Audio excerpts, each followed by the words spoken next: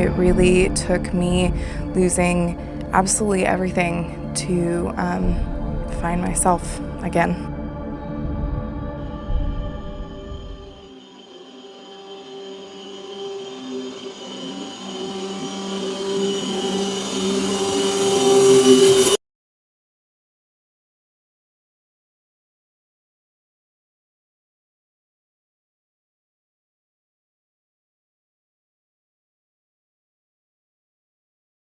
I definitely come from a genetic background of there is a history of substance abuse. Alcoholism runs rampant on both sides of the bloodline.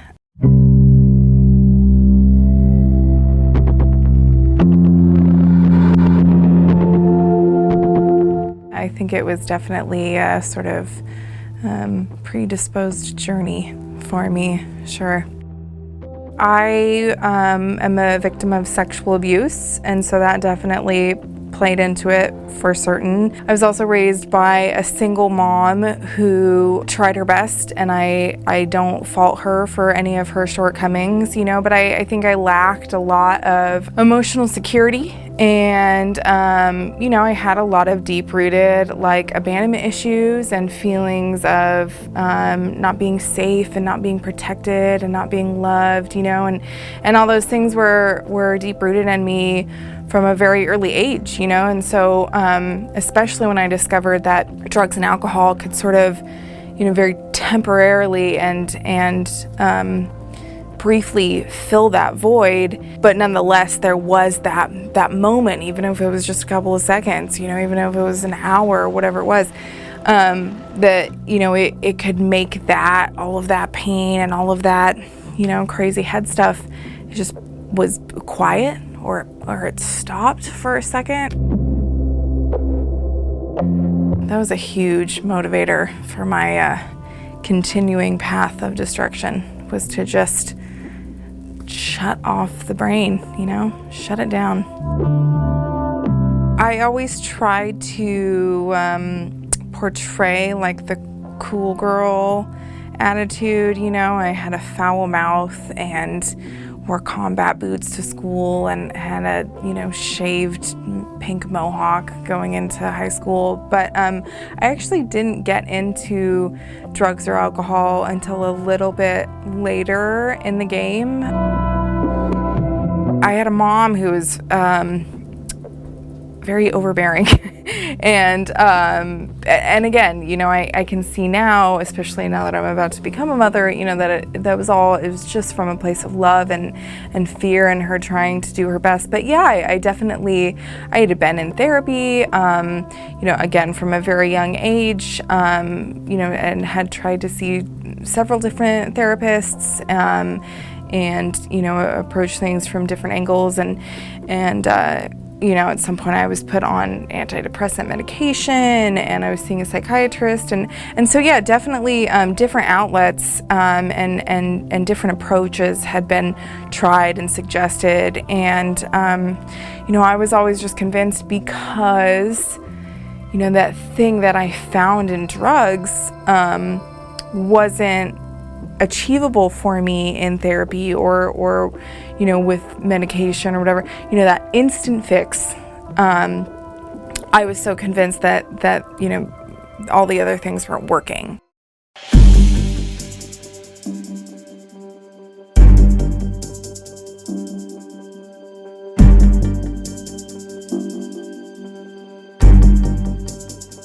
My first experience was drinking, but I knew I was an alcoholic from the get-go. You know, that evening ended with me chasing Bud Light with really cheap vodka.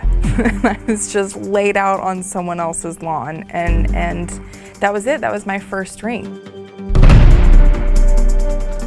And I don't recall having that, you know, fuzzy warm feeling and I had made it and all that, but, you know, I do remember going from 0 to 100, and, you know, that's how the rest of my using career went.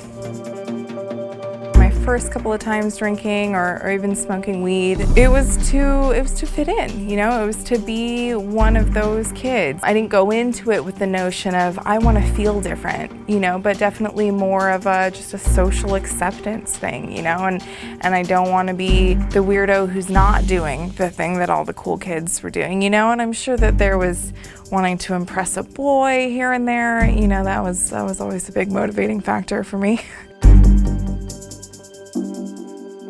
I first delved into like hard drugs, amphetamine, especially in my early 20s. When I was of legal drinking age, I dove into heavy narcotics, which is ironic.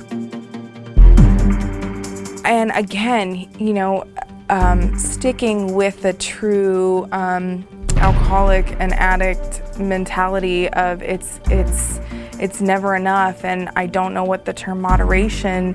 I started doing ecstasy and speed, and it went again from 0 to 100, you know, just like that first episode of drinking. Earlier on than I would like to admit, I sort of always had that notion of this is probably not going to end well, but at that point it had definitely become, this feels good, this feels better. I get to escape my head, I get to escape past traumas, I get to just sort of, you know, you get to numb out. So I knew fairly early on that it was an issue, and you know, that sort of soft, quiet voice in the back of my head just became louder and louder.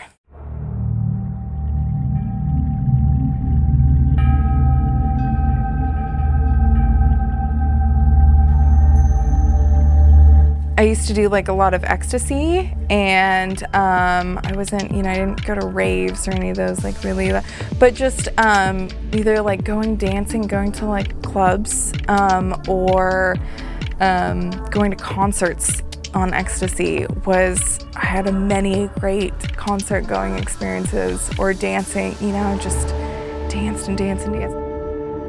We had really great parties, we had all the booze, so I mean there was some good times, you know, and I was very social when I was under the influence, you know. It wasn't until the end when it was really, you know, I was in the throes of just despair.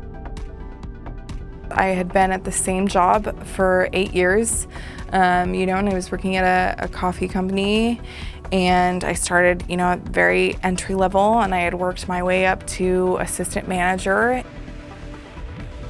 I left that job to go work a serving job, become a waitress at a very popular, primarily nightlife restaurant in the heart of Hollywood. Cocaine was done very freely in that restaurant, and it was very much a party atmosphere. And you know, it was one of those, we were open until 4 in the morning, and you know, right on Sunset Boulevard. You know, and then after I left that job, I don't think I held a job consistently for more than 6 months. That was really the beginning of the end in terms of any sort of job stability. Totaling my car was one. That was a huge suck. That wasn't my bottom. That wasn't the big slap in the face. It should have been. You know, I was in a relationship, and I was very much in love. He was sober, and he had a kid who lived with us the majority of the time, you know, and I was loaded around his kid, and I was loaded around, you know, this man, and lying to him and stealing from him, and I was just this deplorable human being. If you use drugs and alcohol long enough, and you know, you live that life of deception long enough, it's like you start to lose track of what's real and what's not. So, you know, he finally had to make the healthy choice for him and his child, and you know, tell me that our relationship had to end, and I had to move out of that place, which had become my home. So I got sober to try and frantically scramble and save that life.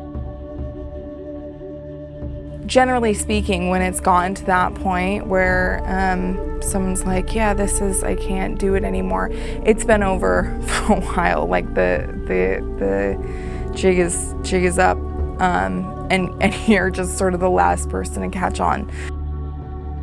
The reality of the situation was that I had put drugs and alcohol before everything else. You know, it's like I claimed to love this person, and he was my life, and you know, I was living an honest life and doing all these things, but it's none of it was true, because I constantly found it necessary to be loaded all the time, and so that was my priority. While it's sort of happening in the background, I think there's, again, the disconnect from reality, and then you have a moment of clarity and you're like, oh shit, like no one's left. Like I've burned all those bridges, and no one wants to be around, healthy people. Don't want to be around a toxic person.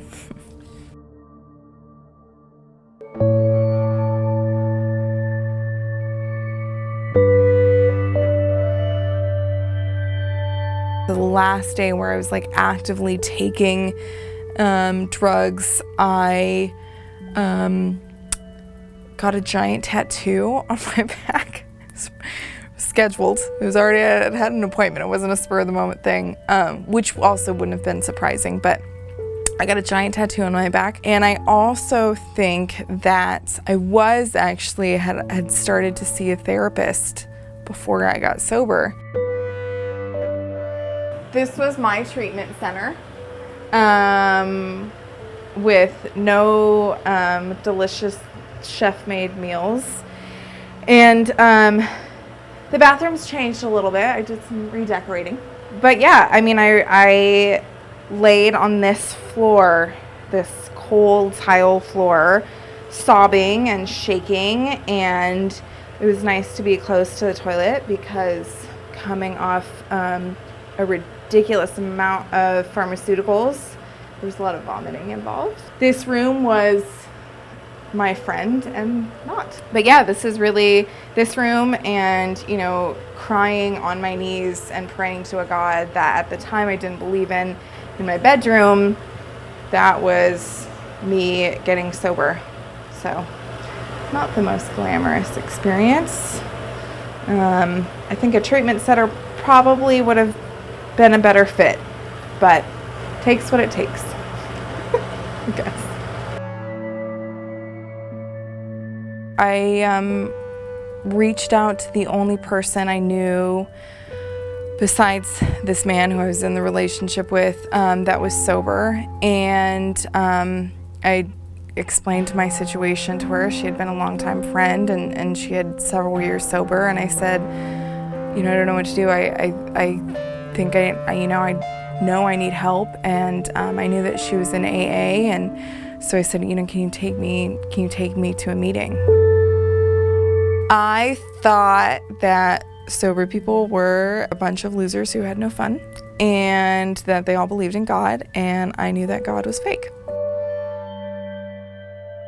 At the time, I was really just like holding on for dear life to any direction that I knew that I could obtain sobriety from, and like I said, my circumstance just happened to lead me to the rooms, and to, I got sober in a women's AA meeting, so really just that group of women too was really what was my support group and really was the foundation of my sobriety, but looking back, I definitely think I could have benefited from, a treatment center, especially a place like Klean, but I didn't even have the knowledge of where I would have started in terms of insurance or contacting a treatment center, or, everything was so overwhelming.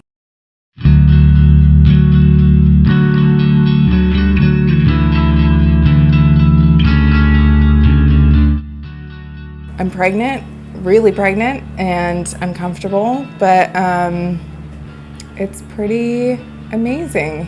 I have a lovely husband and a sweet little baby girl on the way, and a wonderful 11-year-old crazy rambunctious stepson, and I live a kind of quiet life, simple, and cook dinner at home, and it's really, I never would have imagined that those would have been the things that I enjoyed, and it's good. Life's good. It's simple. I was a really sort of despicable human being, as I think drugs and alcohol tend to make people. We parted roads for a little while, and I found my recovery. I actually asked John to come speak at one of my meetings. I asked him to come speak at an AA meeting, and it took me a long time to resolve that I didn't have to somehow manipulate my way back into his life, and that maybe our life was destined to have been that experience, and John was really a big influencer for me getting sober. We went to dinner, and we fell in love all over again. I'm sure, it's not uncommon for people to reunite with, former relationships. And, in recovery or not, but I think the basis of our new longevity and ability to be there for each other is the fact that we're speaking a common language now. One of the little gifts that I really love every day about sobriety is just, seeing people succeed and seeing people get out of that, and seeing people's lives, open up and blossom, and them really becoming, the people that they were meant to be, or the people that they always were. And it's pretty extraordinary, cool thing to witness.